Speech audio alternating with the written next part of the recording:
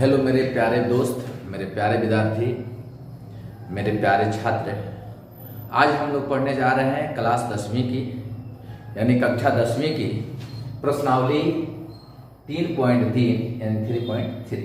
ठीक है, 3.3 प्रश्नावली 3.3 पढ़ेंगे बाबू।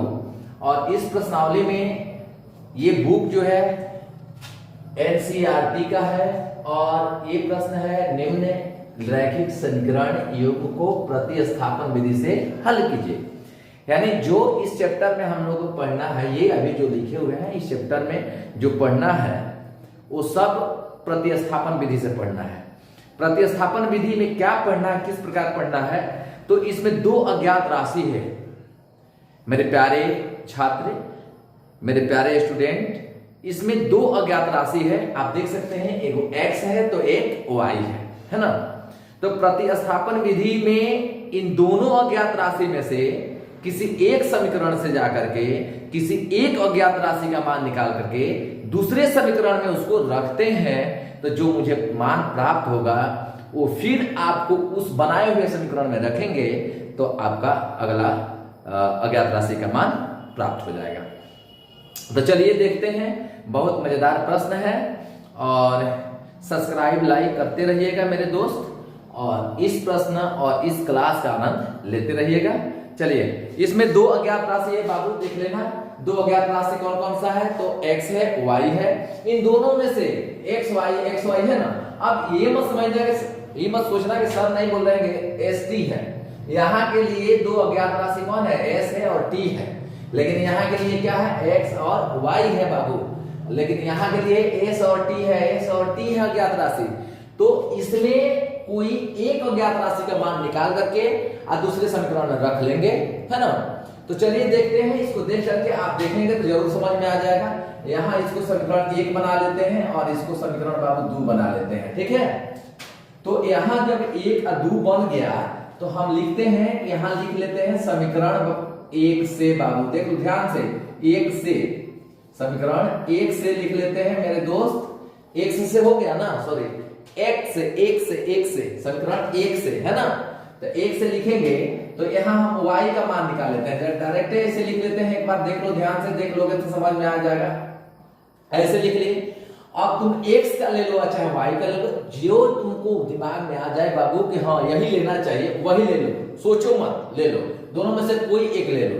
तो मान लो हम y ले लेते हैं, चलो y ले लेते हैं, तो 14 माइनस में x हो जाएगा। जब x उधर जाएगा तो 14 माइनस x हो जाएगा। ये समीकरण आप 3 बना लो, ठीक है, ये समीकरण 3 बना लो। 3 से अभी कुछ लेना देना नहीं है, बस y का मान से लेना देना है। y का मान समीकरण 2 में रख दो। यहां लिखो y का मान समीकरण 2 में, देख लो 2 में रखने पर ये काम जरूर करना, समीकरण 2 में रखो। क्या आया है देख लो ध्यान से, क्या आया है यहाँ, ये देखना है, ये जरूरी है। तो 2 क्या है देखो, तो यहाँ x है, माइनस में y है, अब बराबर में बाबू क्या है, तो 4 है। क्या है बराबर में 4 है। तो आप किसका मान आप रखने जा रहे हो, तो y का। तो y कहाँ है, यहाँ है, y है ना यहाँ। तो y को हटा दो यहाँ से, y की जगह पर y का मान रख दो, y हटाओ और यहाँ इसको रख दो, क्योंकि y का मान है, y था तो y की जगह पर इसी को रखोगे तो कोष्ठ में रखोगे, क्योंकि आगे माइनस है तो 14 रखोगे, या माइनस में क्या रखोगे बाबू, x रखोगे, जो यहाँ आया हुआ है ना। तो जो आया है उसको यहाँ रखोगे। अब क्या करोगे कि यहाँ जब कोष्ठ हटाओगे तो माइनस क्या कर देगा कि 14 तो 14 रहेगा, 14 के आगे प्लस है तो प्लस माइनस माइनस हो जाएगा, लेकिन x के आगे क्या है, माइनस है, तो माइनस माइनस क्या हो जाएगा बाबू, प्लस हो जाएगा, तो बराबर में 4 रहेगा। अब x का को होगा देखो, तो x 2 को हो गया तो 2x लिख देंगे, x जोड़ देंगे और बराबर दे देंगे, ये 4 रहेगा। ये माइनस में, क्योंकि ये और ये एक जाति का है, ये दोनों एक जाति का है, इसलिए ये जुड़ गया तो ये भी इसके साथ जाएगा, ये इसके साथ जाएगा मेरे दोस्त। तो ये क्या हुआ कि उधर चला जाएगा, मतलब ये बराबर के राइट साइड में जाएगा। तो ये माइनस है तब राइट में, बराबर के राइट में जाएगा तो प्लस में हो जाएगा। यहाँ आपका हो गया कितना, प्लस में 14 हो गया मेरे दोस्त। तो यहाँ क्या हो जाएगा बोलो, क्या हो जाएगा बोलो, तो यहाँ क्या हो जाएगा कि अब 2x बराबर हो जाएगा आपका, 2x बराबर हो जाएगा, 2x बराबर कितना होगा, 14 4 कितना हो जाएगा 18 हो जाएगा ना, 14 4 18 हो जाएगा। अब क्या करोगे, x का मान कितना रहेगा आपका 18 तो है ही, और 2 आकर के बाबू क्या हो जाएगा, भाग लग जाएगा, कितना हो जाएगा 9, यानी x का मान कितना आ गया 9 आ गया। 9 आ गया तो यही x का मान क्या करेंगे, समीकरण 3 में रख देंगे। यहां लिखिएगा x का मान समीकरण 3 में रखने पर, ठीक है ना, समीकरण 3 में रखने पर। तो 3 यहां है तो y बराबर, देख लो y बराबर लिखने जा रहे हैं तो 14 माइनस में 3 है, सॉरी x है, यही ना है जी। देखो तो y बराबर 14 माइनस x है, और ये समीकरण क्या है 3 है, हमने 3 रखा, यहाँ 3 रखा है ना, तो 3 में है। अब x का मान कितना आया है 9, तो ये काम यहाँ करो, x की जगह पर रखो यहाँ 9, तो यहाँ हो जाएगा बाबू y बराबर हो जाएगा 14 माइनस में 9, तो 14 में से 9 जाएगा तो कितना बच जाएगा y बराबर आपका 5 बच जाएगा। देख लो घटा करके 9 के बाद 10 11 12 13 14 पांचवा आ रहा है ना, तो 5 हो जाएगा। अतः में अब आपको लिख देना है मेरे दोस्त x बराबर 9, अब y बराबर कितना लिखना है 5। अब यहाँ चेक करने के लिए आप कर सकते हो, देख लो x प्लस y है, ये x और y का मान है, x प्लस 14 है, x प्लस y बराबर 14 है, तो 9 5 14 हो जाएगा, x प्लस y बराबर 9 5 दोनों बगल जुड़ जाएगा। यहाँ देखो x माइनस y बराबर 4 है, यानी x में से y घट जाएगा तो 4 हो जाएगा, तो 9 में से 5 जाएगा तो 4 बचेगा ना, आ रहा है ना समझ में। चलिए अब दूसरा देखिए, दूसरा है तो यहाँ भी आप दूसरा है तो यहाँ कर दो, इसको समीकरण 1 बना लो और इसको समीकरण 2 बना लो। यहाँ लिख लो दूसरा में, यहाँ लिख देते हैं पूरा बाबू, लिख देते हैं यहाँ लिख देते हैं t, और यहाँ लिख देते हैं आपका 3 है, समीकरण 1 कर देते हैं, और s/3 प्लस में t/2 बराबर 6 कर देते हैं, समीकरण 2 हो जाता है।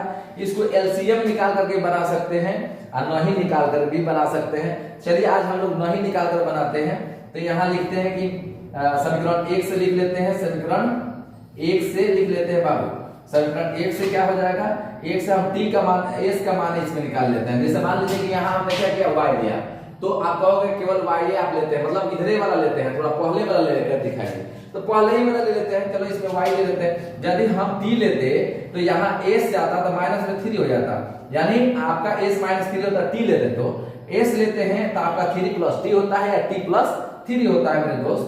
तो यहाँ t प्लस में 3 हो जाएगा, जब t माइनस में उधर जाएगा तो कितना हो जाएगा, प्लस में हो जाएगा। इसको समीकरण 3 बना लो यहाँ। अब s का मान समीकरण किस में रखोगे, समीकरण सेकेंड वाला में रख लो, 2 में, माने जिससे हम अज्ञात राशि का मान निकालेंगे ना उसमें नहीं रखना है, उसके बाद वाला समीकरण में रखना है ना, ये समझ में आ रहा है ना। मान लो कि हम समीकरण 1 से निकाले हैं यहाँ s का मान, तो इसमें नहीं रखना, कदापि नहीं रखना है, इसमें रखना है।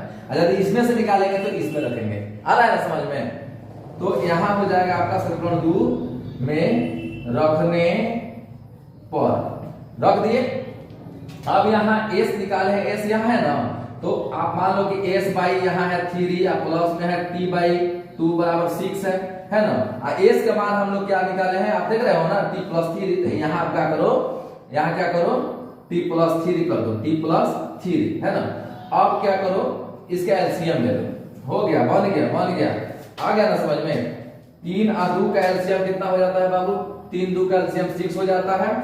अब क्या हो जाएगा कि 3 2 का एलसीएम 6, तो 3 से भाग करेंगे 6 में, तो 3 दूना 6, 2 आएगा, 2 से ऊपर गुना कर दीजिए, तो ये हो जाएगा 2t या प्लस 3 दूना 6, दोनों में गुना होगा ना 2 से, 2t या प्लस में 3 दूना 6, प्लस में 2 से भाग करेंगे इसमें तो 3 आएगा, तो 3 से इसमें गुना कर देंगे, प्लस में 3t हो जाएगा बाबू, बराबर में क्या हो जाएगा बोलो तो 6 है बराबर में।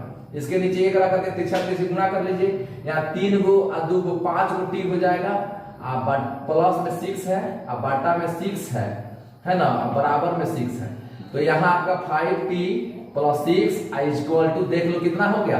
अब इससे इसके नीचे 1 रख करके गुना हो जाएगा, तिरछा तिरछी गुना हो जाएगा, तो इससे इसमें गुना हुआ तो सेम हुआ, इससे इसमें गुना हुआ तो 36 हो गया। आया समझ में। तो यहाँ हो गया आपका 5t बराबर हो गया 36 माइनस में 6 हो गया, तो 5t बराबर बाबू क्या बच गया देखो तो, यहाँ लिख देते हैं यहाँ यहाँ यहाँ यहाँ यहाँ यहाँ यहाँ या का सिंबल रहेगा बाबू, समझे ना, या का सिंबल रहेगा। तो यहाँ आप कितना 36 हो गया, तो यहाँ आप क्या लिख सकते हैं 5t बराबर क्या हो जाएगा 30 हो जाएगा। और t बराबर मेरे दोस्त कितना हो जाएगा 30 तो है ही है, जो गुणा में रहता है वो क्या होता है भाग लग जाता है, तो 5 भाग लग गया, कितना हो जाएगा मेरे दोस्त 6 आया। यानी t बराबर बाबू कितना आ जाएगा जी 6 आ गया। बाबू कितना आ गया, बोलो बोलो बोलो प्यारे मेरे प्यारे छात्र, बोलो t बराबर 6 हो गया। अब t का मान क्या करेंगे, समीकरण किस में रख देंगे, समीकरण किस में रखेंगे, देखो 3 में रखेंगे। यहाँ t का मान समीकरण 3 में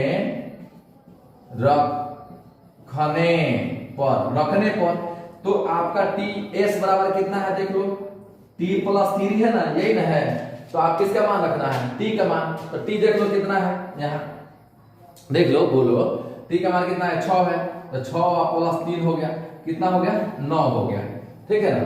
s का मान 9 हो गया और t का मान 6 हो गया, s का मान 9। अब बताओ कि यहाँ s माइनस टी दिया है, ध्यान से देखना, तो s का मान इतना 9 आया है और t का मान 6 आया है, तो यहाँ माइनस में दिया है ना, तो 9 माइनस 6 बराबर 3 होगा, मतलब सही है। कि अतः में आप लिख सकते हो, अतः s बराबर बाबू कितना आया 9 और t बराबर बाबू कितना आया तो 6, ये आपका आंसर हो गया। इस प्रकार आप भी बनाइए और मेरे क्लास अटेंड जरूर करिए, मेरे क्लास का आनंद लेते रहिए और सब्सक्राइब लाइक करते रहिए। चलिए फिर हम लोग कल मिलेंगे अगले वीडियो में, धन्यवाद।